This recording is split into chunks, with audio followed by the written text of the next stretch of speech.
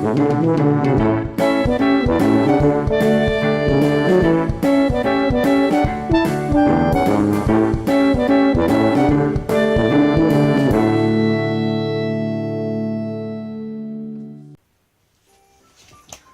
à tous, j'espère que vous allez bien. Je vous souhaite la bienvenue dans cette nouvelle vidéo où je vais vous présenter ma palle du Cold Winter Challenge.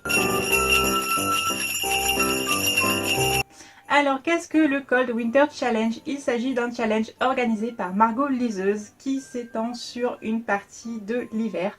Donc, plus précisément pendant la période des fêtes, donc du 1er décembre au 31 janvier. Pour valider ce challenge, ce qui est bien, c'est qu'il suffit de lire un seul livre dans l'un des menus et on a validé son challenge. Donc c'est vraiment un challenge où le but est de prendre plaisir, de s'amuser et pas de se mettre la pression à vouloir lire absolument une liste de livres que l'on s'est imposé.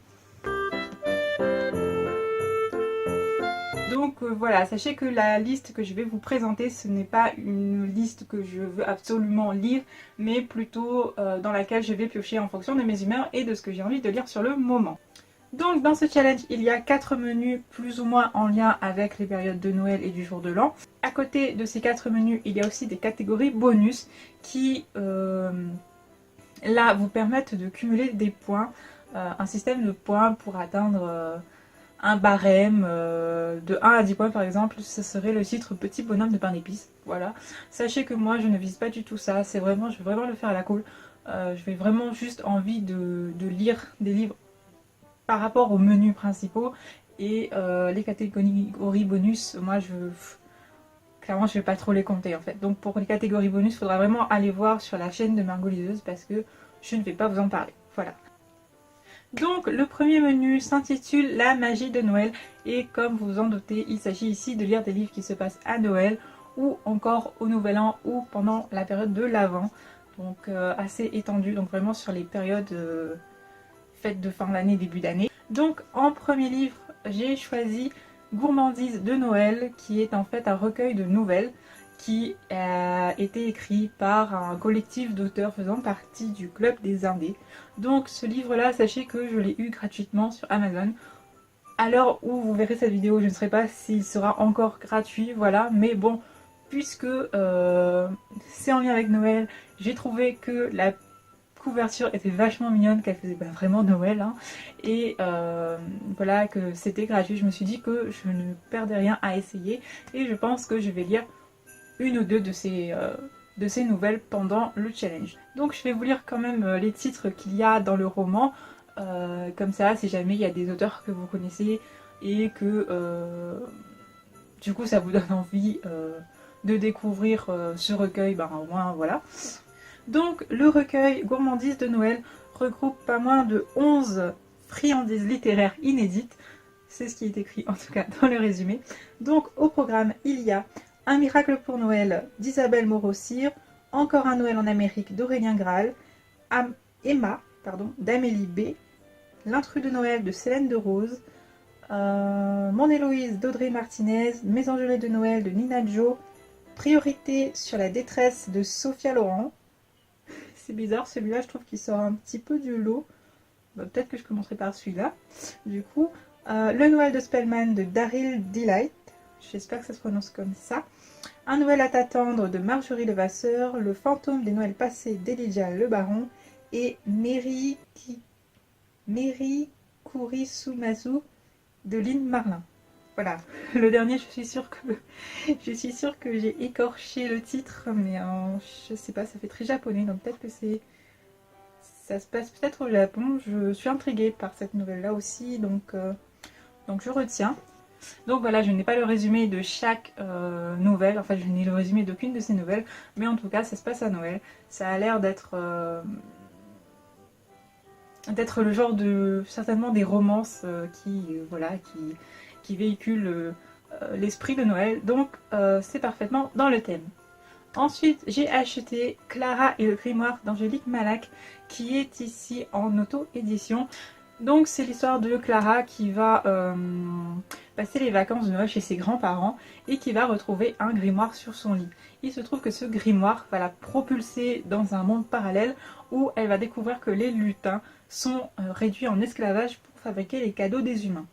Donc moi quand j'ai lu ça, ça m'a donné vachement envie. Ça sort vraiment des romances de Noël. Je vous cache pas que j'aime pas trop ça en fait. J'aime bien regarder les feuilletons à la télé, un ou deux, vous voyez, mais c'est pas forcément mon truc de lire les romances à part entière spécialement de Noël.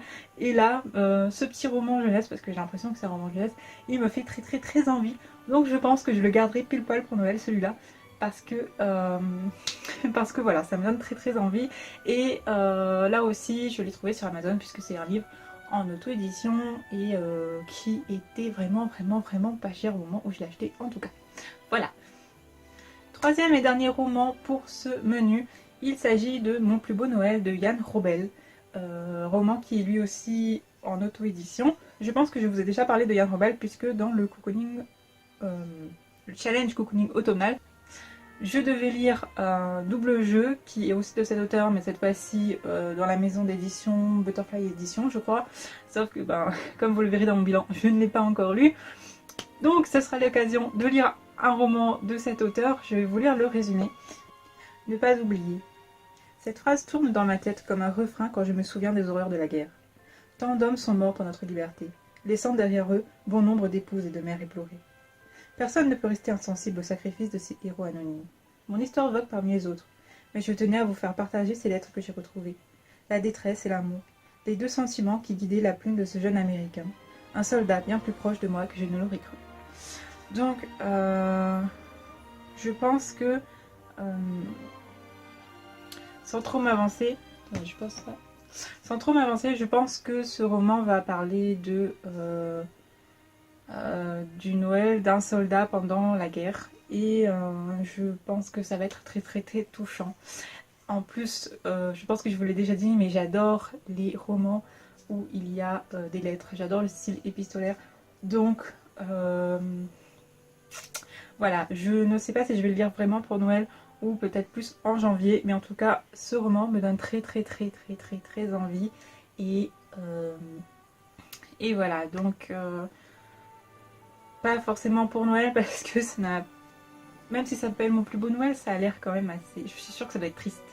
Mais je pense que voilà, le sujet qui va être traité dans ce roman va être très intéressant. Donc j'attends beaucoup de ce roman-là et je pense que je vais le lire en janvier celui-ci. Voilà. Le deuxième menu s'intitule Flocon magique. Il s'agit ici de lire des contes, des réécritures de contes, des légendes, des livres fantastiques et de fantasy. Donc comment vous dire que vous vous doutez déjà, je ne pouvais pas participer au Cold Winter Challenge, un challenge de Noël, voilà, la magie de Noël, etc. sans mettre dans la liste Harry Potter à l'école des sorciers. Voilà. En plus, je l'ai enfin dans la superbe édition que je vous ai présentée dans la vidéo spéciale All Harry Potter. Je pense qu'Harry Potter est une histoire qui ne se présente plus, donc c'est l'histoire d'un jeune garçon de 11 ans qui habite chez son oncle et sa tante dans le placard sous l'escalier et qui, le jour de ses 12 ans, apprend qu'il est en fait un sorcier. Voilà. Je pense que ce résumé est très sommaire et que ça ne rend absolument pas hommage à la saga de J.K. Rowling, mais de toute façon ça ne se présente plus et au moins ceux qui ne connaissent pas, si ça existe encore, ils ne peuvent pas être spoilés. Donc voilà pour le menu Flocon magique dans la catégorie donc fantastique évidemment, Harry Potter à l'école des sorciers, parce que de une c'est le seul tome que j'ai, et de deux c'est le tome vraiment que je trouve qui véhicule le plus de magie. Enfin ça parle de magie, mais c'est vraiment le moment où ils découvrent, où ils sont encore enfants, où il n'y a pas encore vraiment la menace, le danger, etc. Le côté sombre qu'il y a dans les derniers tomes. Et je trouve que c'est parfait pour Noël.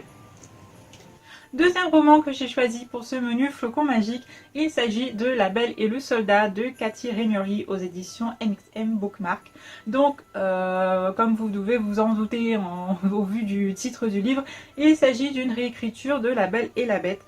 Et cette réécriture porte sur l'histoire de Savannah, une journaliste qui aura pour mission d'écrire un article patriotique. Donc pour écrire cet article, elle va se tourner vers Asher Lee, qui est un vétéran blessé et qui vit en Army depuis son retour à Denver, c'est-à-dire depuis 8 ans.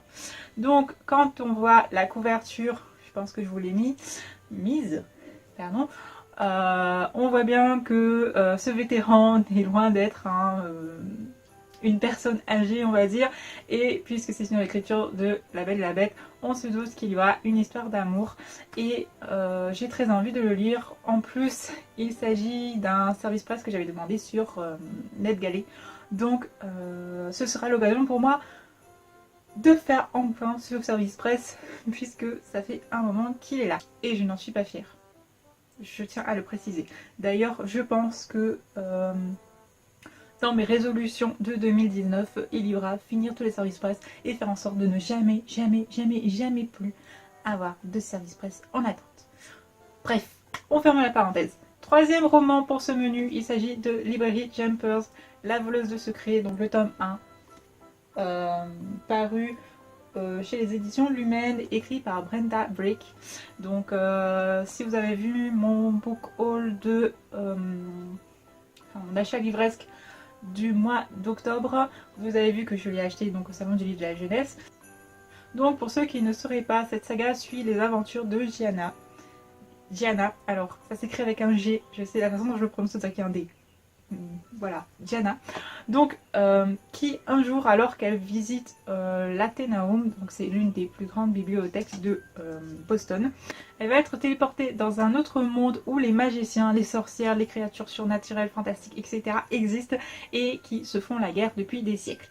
Donc, comme je vous l'ai dit dans ma vidéo Book Haul, moi, il suffit qu'on parle de bibliothèque, de librairie, de voyage dans des univers différents par le biais d'un livre et ça me va, ça me plaît, je prends, j'achète. En plus, la couverture est super belle, j'aime beaucoup. J'ai entendu vraiment que du bien de ce livre. Donc voilà, je ne sais pas si j'aurai vraiment le temps de le lire pendant le Cold Winter Challenge, mais il me fait très très très envie. Quatrième et dernier roman pour ce menu.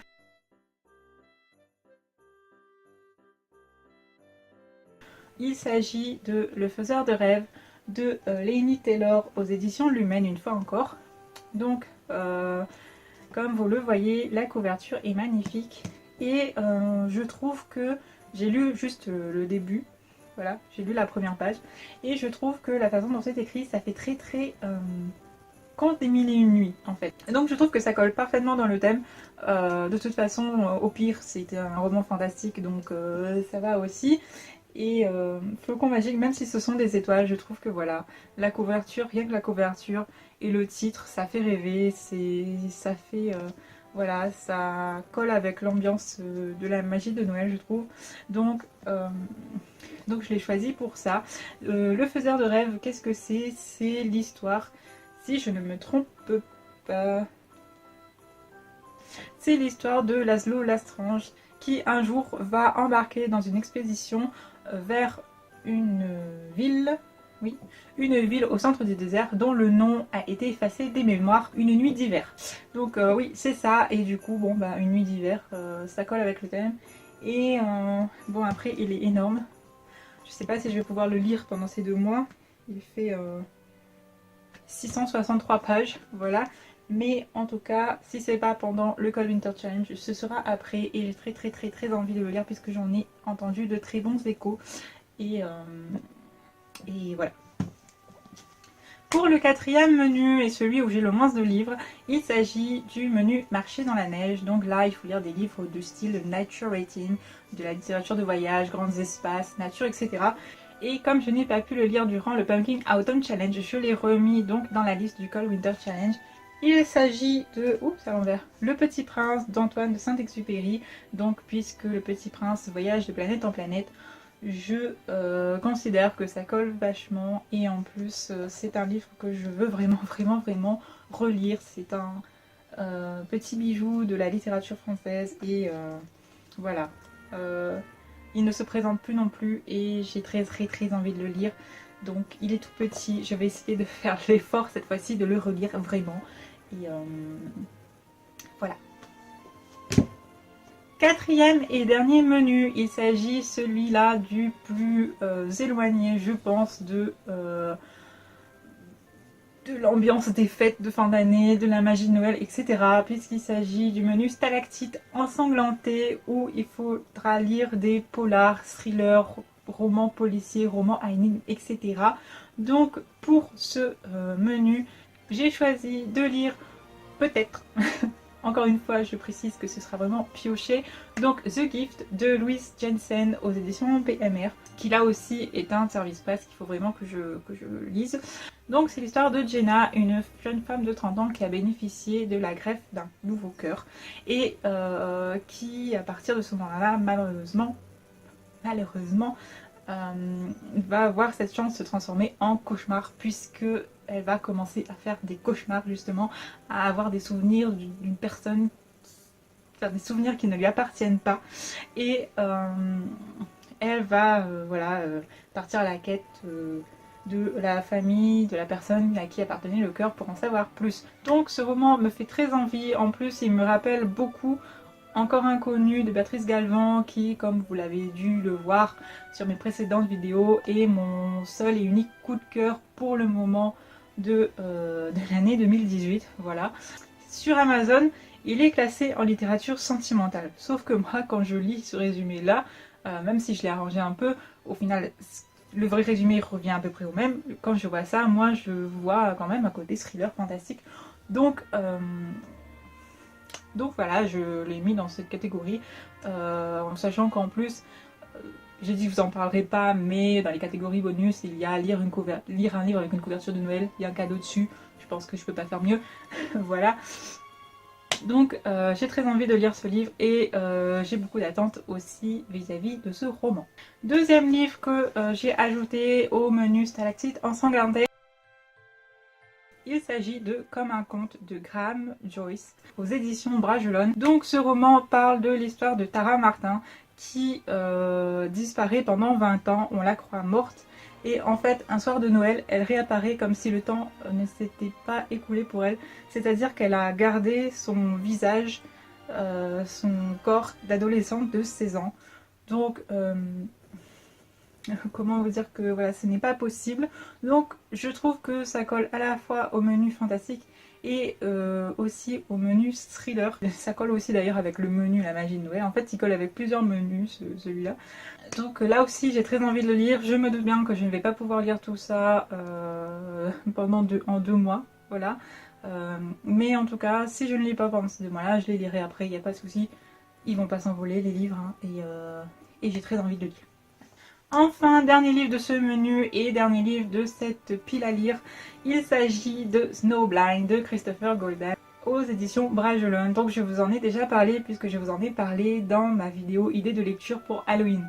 Donc vous allez me dire pourquoi je mets ce livre là dans le Cold Winter Challenge. Alors déjà au début quand j'avais pensé participer avec les catégories bonus, il se trouve que la couverture correspond à la catégorie lire un livre avec une couverture avec de la neige, voilà.